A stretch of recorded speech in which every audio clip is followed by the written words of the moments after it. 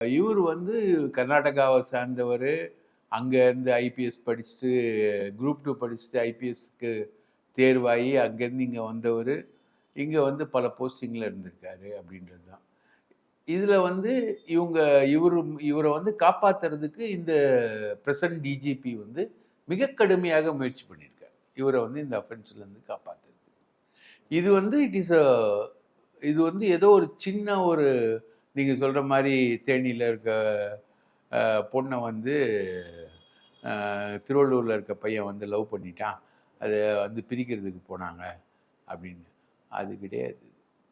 இது வந்து தமிழ்நாடு முழுக்க நடக்கக்கூடிய கட்ட பஞ்சாயத்துக்குள்ளுடைய தொடர் சம்பவங்களுடைய தொடர்ச்சி தான், அதனுடைய ஒரு பகுதி தான் இந்த சம்பவம்.